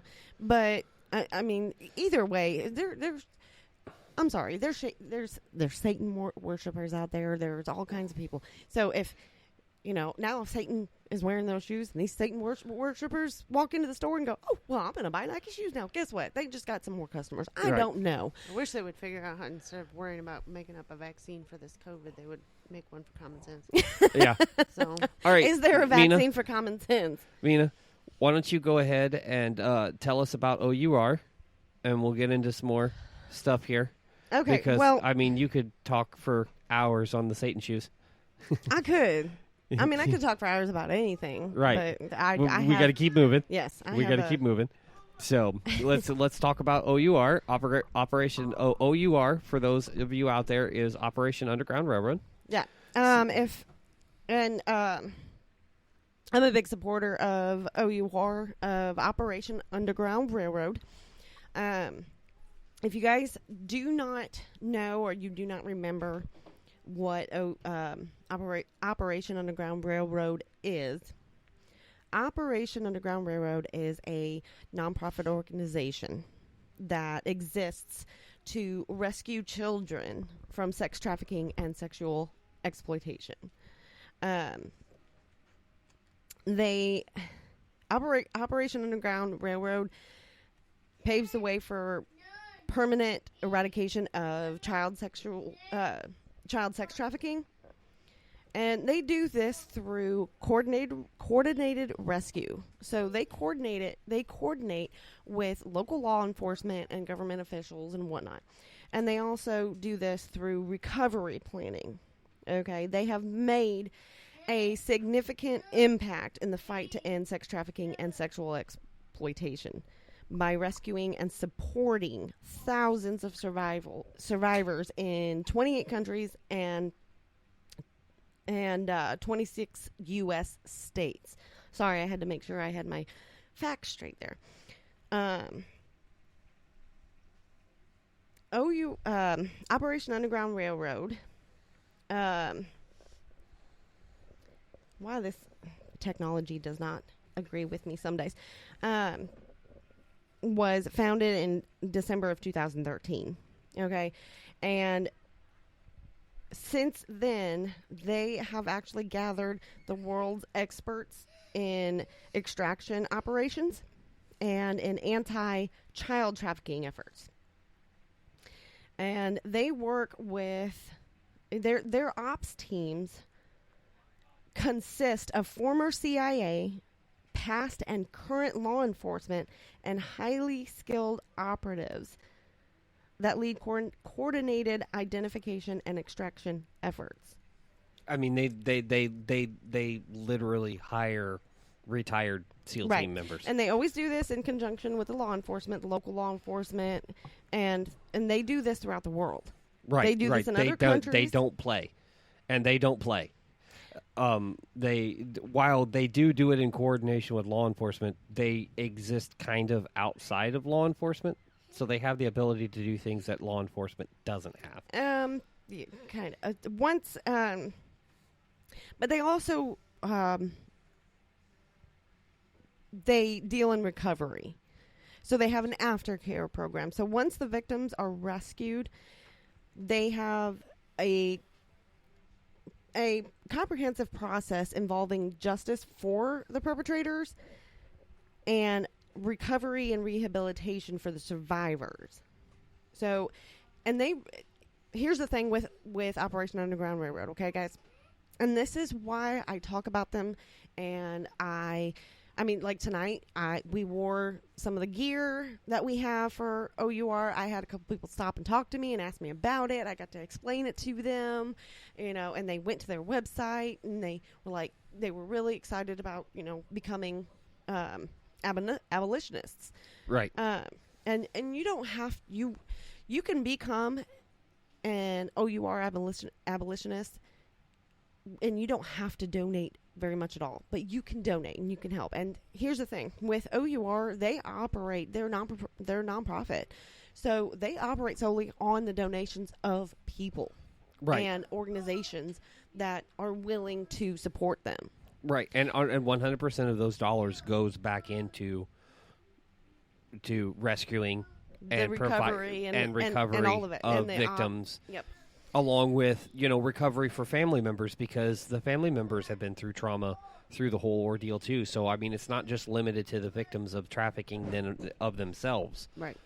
So what's the big news about O.U.R? Well, like I said, hold on. Technology just has not agreed with me tonight.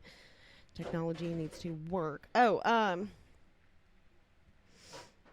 I'll get to that here in a minute. But as y'all know, like when Nick opens up the show all the time, he tells y'all, that we are broadcasting from beautiful Rensselaer, Indiana. Okay, Yes. well, we were from Indiana. So I found some news just recently that Operation Underground Railroad has announced a new relationship with Hope Center Indy in conjunction with Jordan Detection K9 to provide a new ESD K9 training center on the Hope Center campus in Indianapolis. Indianapolis, Indiana. Lots of ins. Yeah. In. The team from O.U.R, along with members from Hope Center Indy and Jordan Detection K9, broke ground together on the new facility located in Indiana. Hope Center Indy is a residence for women who are healing from life-altering issues, many of whom who are survivors of human trafficking. Todd Jordan, owner of Jordan Detection K9, has been using spare rooms at the Hope Center to train his dogs and handlers. O.U.R is grateful to see Jordan Detection K9 continue to include the community of the Hope Center residents and allow them to feel connected to a greater cause by being able to witness and interact with the canines in training. This future location hopes to also serve as a place where Hope Center residents can learn vocational skills from vet techs and dog grooming professionals. The women at Hope Center benefit not only from the vocational training, but also the opportunity to make a difference by playing a part in a program that could eventually lead to identifying or saving victims, some of them being survivors of trafficking themselves. O.U.R has said they are honored to be able to expand the program by fully funding the facility where the dogs from Jordan Detection K9 are going to be housed and trained. Todd Jordan, the program developer and chief trainer at Jordan Detection K9, trains the canines to detect electronic storage devices, ESDs, and assist in the retrieval of evidence during investigations. The training center will be located on Hope Center Indy campus. Hope Center Indy was founded in 2016 by Pastor Hubert Nolan and David Nolan to provide a space of healing and reintegration. The campus is a faith-based center that offers residential programs focused on the recovery of women from domestic abuse, addictions, and human trafficking. Currently, Hope Center Indy has 25 residents and is looking to expand those numbers. This is what your donation dollars go for. Right. They're literally growing. Right. That's what they use. That's what they use the money for. They grow and they increase their capabilities. They O.U.R and the other organizations like Hope Center Indy and Christie House, right, and Jordan Detection Canines. These are all organizations that O.U.R that when you donate to O.U.R, they are able to integrate with. Right. They establish these relationships with Right. these organizations So- in order to be able to do these things. So, as a resident in Indiana, we wanted to say welcome. We're so excited because I have literally been, my husband and I, we are advocates for this. We have the gear, we try to get the word out. We spread awareness. We try to do it all as best as we can. And like I said, we are not rich. We are regular, small town, normal small town family Yeah. who do their best to spread the awareness, to spread the word, and get the information out there. So what's the website for O.U.R.?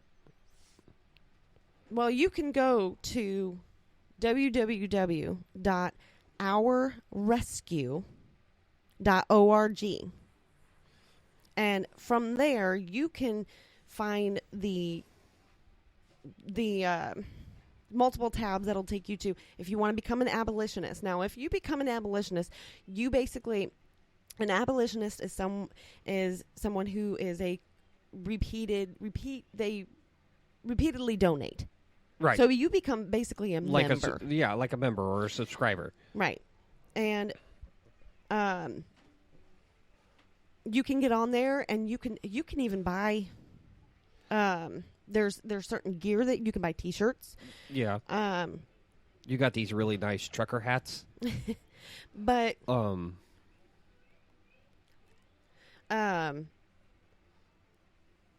there when you get to www.ourrescue.org, you will see multiple tabs.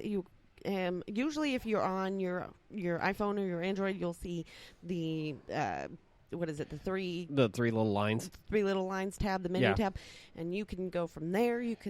They have an about section. They have a section that'll take you to their blog.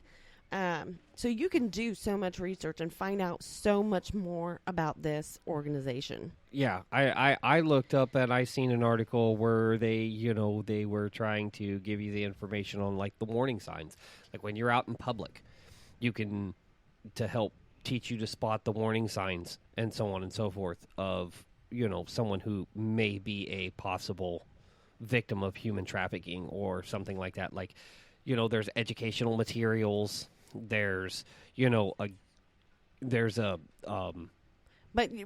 tab, so that you can buy swag. Right. But when you go to the website, you can also, usually what pops up immediately is you can, there's a little, subscribe to our newsletter. Yeah, kind of like a pop-up tab that says, subscribe to our newsletter. So you can always know what's going on and what they're doing. Right, absolutely. But there's also other ways. Like if you don't want to, I know there's a lot of people who don't want to directly donate, but I know there's a lot of people out there who shop on Amazon. Yeah. Okay. And Amazon Smile. I don't know if anyone has heard about this, but Amazon Smile, you shop, Amazon gives. Okay. Okay. Amazon donates 0.5% of the price of eligible purchases to O.U.R. when you shop on Amazon Smile. And that helps facilitate O.U.R. Right. When you shop on Amazon Smile, you can select O.U.R. as your charity of choice. Okay. So, and like I said. Now, so is that anything you purchase, or is that just they carry O.U.R. stuff and then they give it just says eligible purchases. And, okay. And so it's probably based off of stuff that like is like Amazon's brand and anything that like maybe O.U.R. provides to them. Right. Which and I mean, have helps. and I have shared this on the centerpiece page. Okay. I have shared the information. Also, there is you become part of the abolitionist club. You can join the fight. Okay. You become a monthly donor. Okay. And if you want to become a monthly donor, I think you can donate almost as little as $5 a month. Right now it's 10. Okay, so as little as $10 a month to become a member of the Abolitionist Club. Right. Okay. So you skip a couple of those Starbucks coffees each month. Yeah. And you can help fight. I mean, well, let's be honest. You skip a couple of days before work instead of stopping and getting a coffee. You take that $5 and you put it back, and you give it to a good cause. Right, a very good cause. You know, this organization is not only rescuing children, but there's been instances where they've rescued adults from exploitation and trafficking. Right. But because for them it's sex trafficking, it's not child trafficking. Right. And remember, you it's can a donation, so it's tax deductible. Yeah. So. You can also find Operation Underground Railroad on Facebook. You can find them on Twitter. Yep. It is not hard. You type in Operation Underground Railroad, you're going to find them. Right.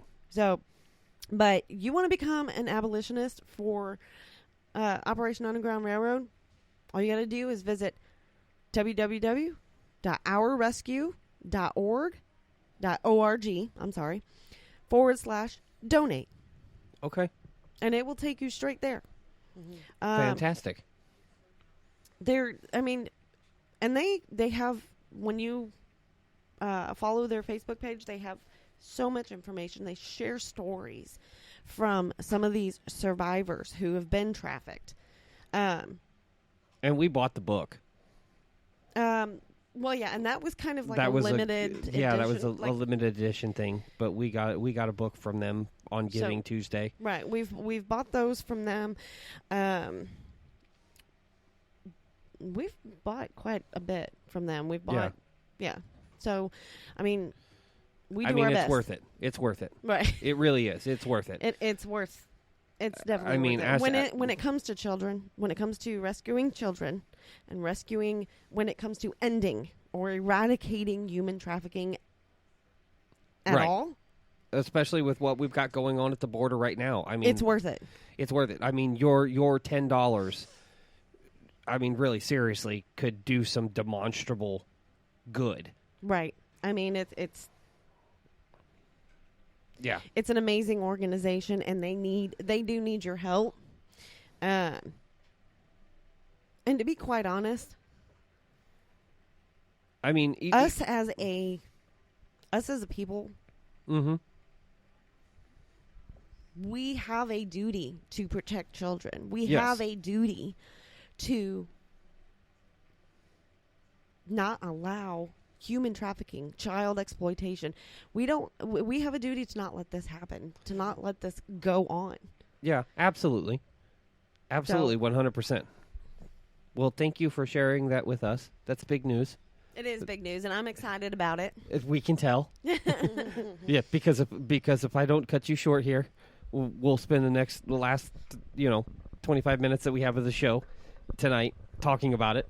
I know. I kind of want to move on. I know. So, but it's a big deal. So, another article from here over at the Daily Wire. CNN claims there is no consensus criteria for assigning sex at birth. Huh? Again, huh? Yeah. CNN claims there is no consensus criteria for assigning sex at birth. So we all remember the movie Kindergarten Cop, right? Mm-hmm. Boys have a penis, girls have a vagina. Mm-hmm. We know that. Mm-hmm. That doesn't exist. So wait a minute. So we're not. So they don't. Okay. Here. Okay. So this was when a baby's born, they don't. They just say it's it. Okay. So the piece was titled "South Dakota's Governor, Kristi Noem, from South Dakota. She signed that legislation that would ban biological males from participating in women's sports in her state." Mm-hmm. Okay, we've discussed that. As far as I read, or last I read, she did not sign that. And she's received backlash for not signing it. The piece titled "South Dakota's Governor Issues Executive Orders Banning Transgender Athletes from Women's Sports." Okay. The article from CNN was written by Devin Cole, and Cole wrote, quote, "Though the two executive orders signed by Noem do not explicitly mention transgender athletes, they referenced the supposed harms of the participation of quote-unquote males in women's athletics. An echo of the transphobic claim cited in other legislative initiatives that transgender women are not women because the science says they're not. Sorry, sidebar. The orders also reference biological sex, quote-unquote, a disputed term that refers to the sex as listed on students' original birth certificates. It is not possible to know a person's gender identity at birth, and there is no consensus criteria for assigning sex at birth. CNN updated the article on Wednesday after it received blowback online to provide additional explanation as to the distinctions between gender and sex, according to an editor's note. The claim about no consensus for assigning sex at birth was removed from the new version of the article, and an explanation for why biological sex is a disputed term was added. The new version reads, though the two executive, obviously it says, the very first paragraph is the same.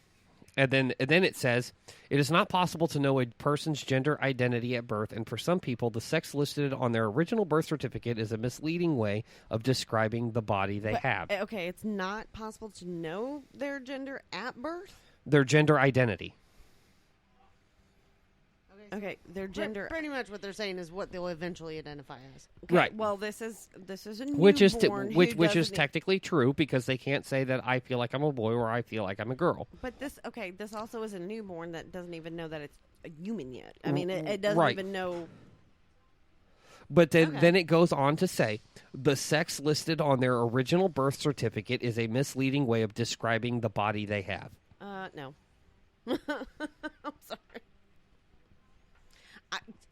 Okay, so you said the exact same thing with more words. It says, while sex is a category that refers broadly to physiology, a person's gender is an innate sense of identity. The factors that go into determining sex, the sex listed on a person's birth certificate may include anatomy, genetics, and hormones, and there is a broad natural variation in each of these categories. See, this is why we don't want to talk about this, because it's so confusing. For this reason, the language of biological sex, as used in this legislation, can be oversimplistic and misleading. Can we leave this to like Pink News or something? Because this... You see my face. I know. Right now, you're sitting over there like, I don't want to talk about this because this is just... Sure. Well, you're going to like this next part. Okay. So CNN did not immediately return a request for comment. Of course, they would not. The original story claims put forward as fact by CNN drew attention online as the network faced accusations of lying and idiocy. Ben Shapiro said,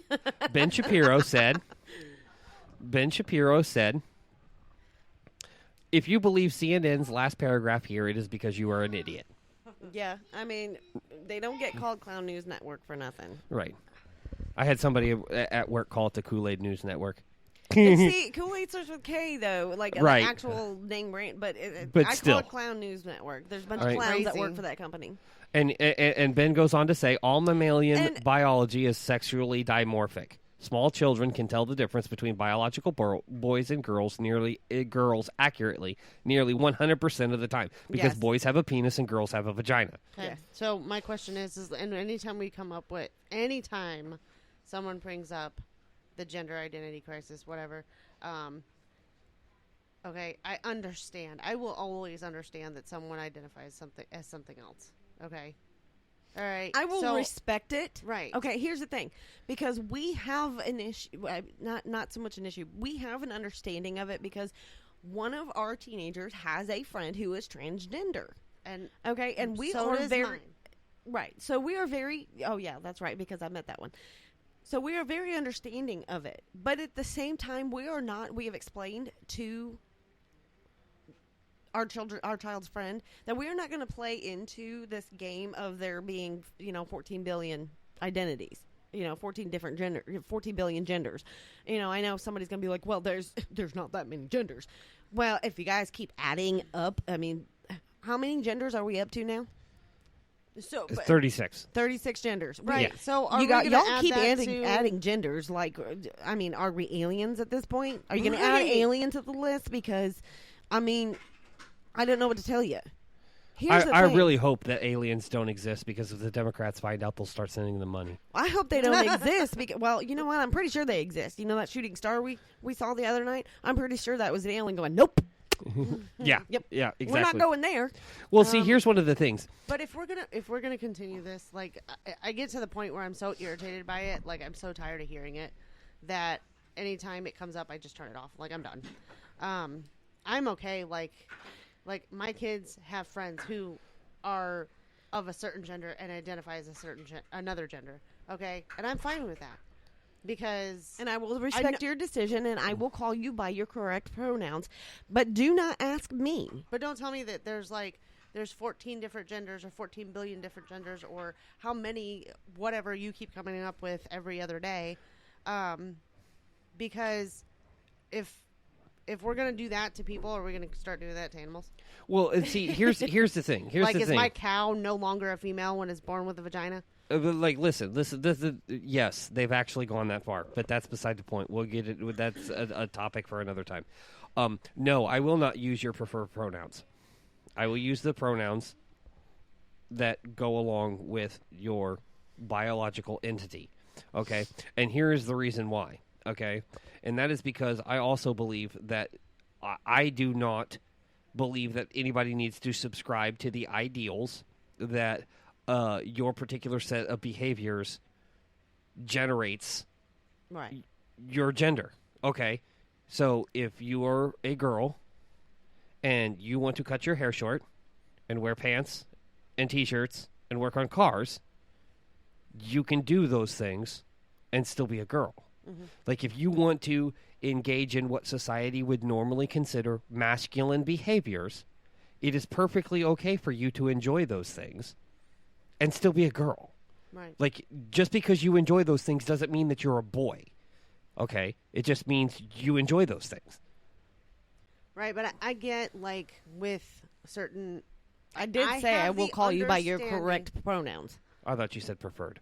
Correct Oh, pronouns. my bad. Right. Right. But I will still give See, you the and that's- respect that you're owed.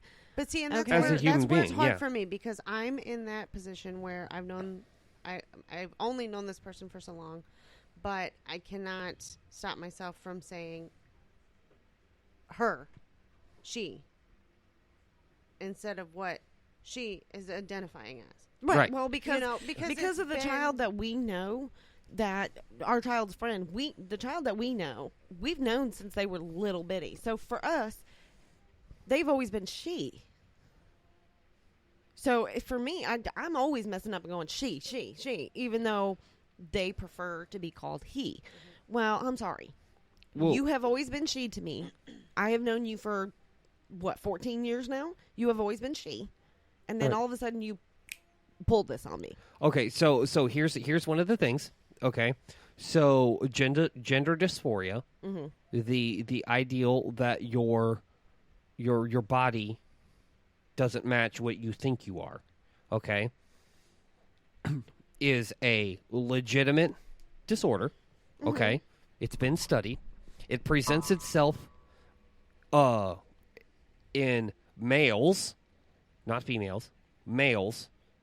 More so. Predominantly. Mm-hmm.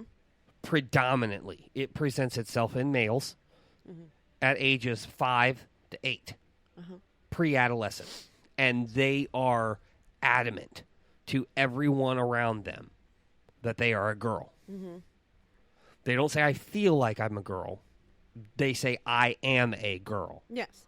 Okay. And here in the last few years, all right, those statistics have shifted from being pre-adolescent boys to teenage girls. As a matter of fact, the number of teenage girls has quadrupled. I mean, the statistics are out there. Okay. Well, we knew another one of our other teenage child had a friend who claimed they were a transgender male. They were a girl that wanted to be a boy. Right. And then would switch back to, well, I want to be a girl. And then would switch back to, I'm a transgender male. And then switch back to, I'm a girl. So Right. never really knew what they wanted to be.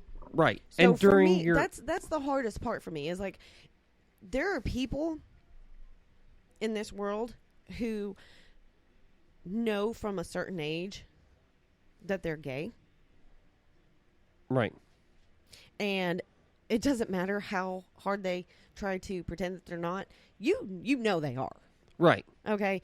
And that's like the biggest thing for us is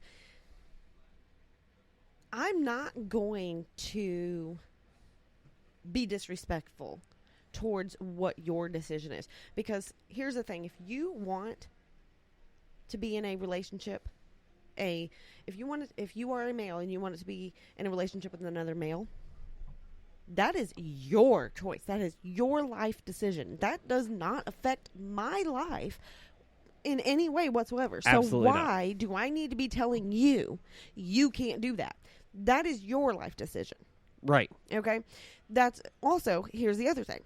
If you feel like you are a male who all their life has felt like they have been a girl, or that they are adamant about the fact that they are female, and they decide that they want to become transgender female, that they want to become a female, what kind of right do I have to tell you can't do that? I mean, I don't have any right to tell you that you can't do that, but I can tell you it's a bad idea. I mean, it may be a bad idea, but here's the thing. It doesn't directly affect me. It won't help. Right. And that's, like I That said, is your life decision. When things come up, like, anytime something comes up about the whole transgender thing, I just automatically turn it off because it doesn't, it's not about me. Right. Okay. If you want to be transgender, It's not like I'm be saying transgender. I'm not turning. It's Right. not But like I'm saying I'm stop- turning it off so Right. that I don't want to hear it because I don't want to hear Exactly. what your problem is. But I'm to the point where I'm over the drama. there's And it's that's been all I we are. totally That's what all it understand is. that. I totally understand that. But I want you guys to. I want both of you to understand that your teenage daughters are being inundated. Okay, well, I've taught my kids that I don't give a crap what anybody says. Right. You think for yourself. Nobody puts, they can give you your opinion on anything that they want, but Right. you will always think for yourself. Right, but that's why teenage girls. That's why the number of teenage girls has skyrocketed with this transgender movement because they are being inundated Right. non-stop Okay, as and that's look- the answer to all of their problems, and it's not. Right, and I look yeah. at how. And but that's look, where I have a just problem. Just this day and age with all the social media that we have. Okay, all right.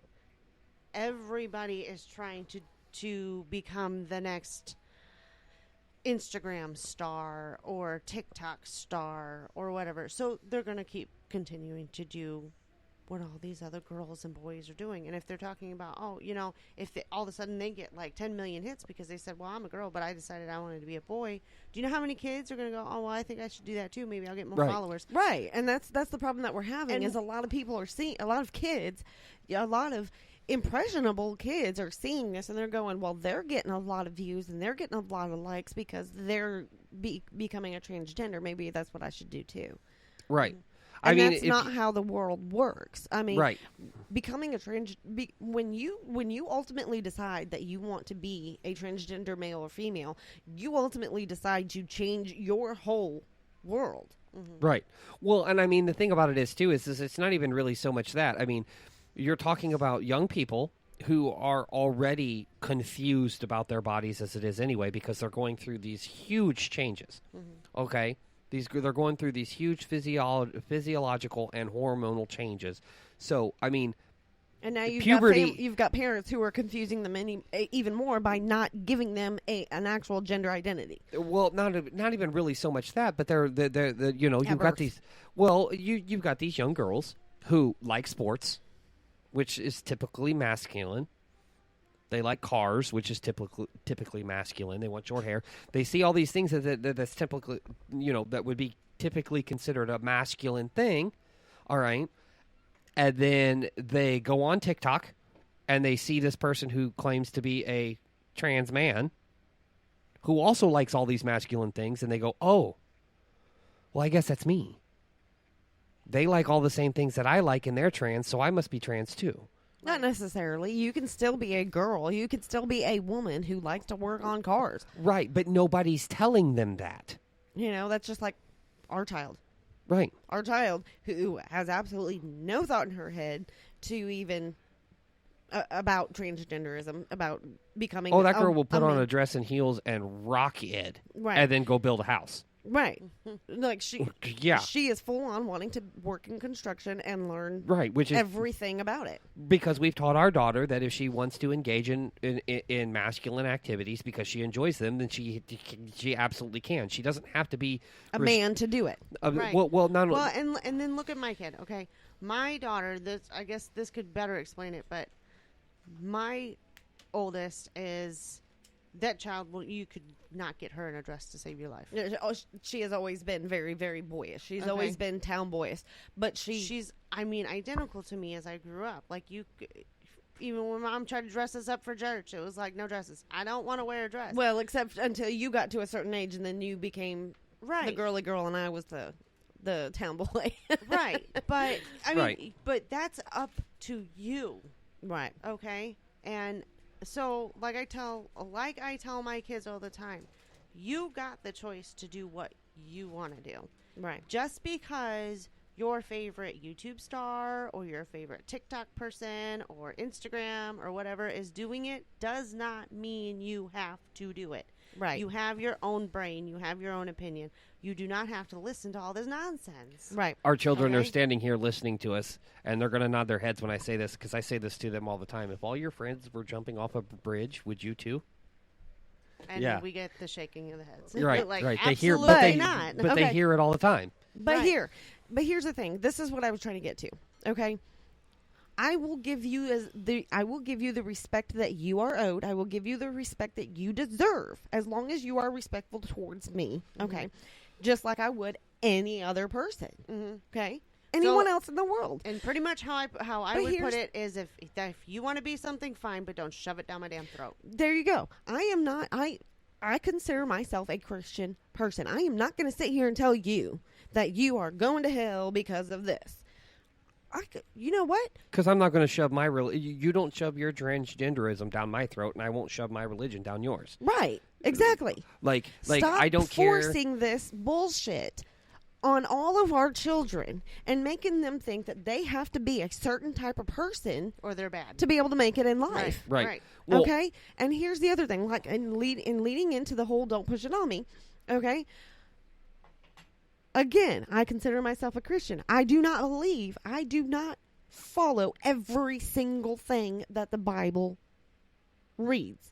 Okay? Apparently, maybe it does the entire world. So Because we have too many friends from too many different religions where, all these events from, Jesus' time or whatever come together, but everything is different in every Bible. Mhm. So how can everything be so different in all of these different readings, but yet so similar at the same time?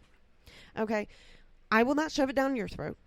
I will not tell you that you are a bad person for doing it, but don't teach my child that they are a bad person for not being transgender or not accepting the fact. They don't have to be your best friend. They don't have to. Can we just go back to you do you, I'll do me? And There you let go. it Thank be? you. right. Well, I mean, the simple fact of the matter is that And if you don't like somebody who's transgender, and if you don't like someone who's black, and if you don't like someone who's white, and if you don't like Mexicans or anything like that, keep your damn mouth shut and don't be mean to people. That's all you got to know. All Just right. be a decent freaking person. all right. So basically, what I was going to say was real quick. It was that the respect that I show you as a human being has nothing to do with your gender, whether it be biologically, your biological gender, your biological sex, your gender identity, your skin color, or any of those things. The respect that I show you as a human being, that those things have no bearing on that at all whatsoever. Like tonight. At all whatsoever. So there's Exactly. If you are quit identifying disrespectful- yourself by all these different things, okay? Right. Because I don't subscribe to those particular ideals. Right. We So- met so many people tonight who were so respectful and so kind. Yeah, I'm sorry, Mina. We just hit our 2-hour mark. Okay, we rolled over. Well, you got to start giving us that time limit a little bit sooner. I've been giving you countdowns since 10 minutes. All right. So that's going to do it for this episode of Centerpiece. I do appreciate you guys sticking with us. You guys have a good evening, and we wish you the best. Thanks for listening tonight, and remember, those who would give up essential liberty to purchase a little temporary safety deserve neither liberty nor safety. Benjamin Franklin. You can reach me at www.facebook.com/centerpiece. You can also email me at centerpieceshow@gmail.com, or you can shoot me a tweet at Centerpiece Show on Twitter. Thanks again for listening.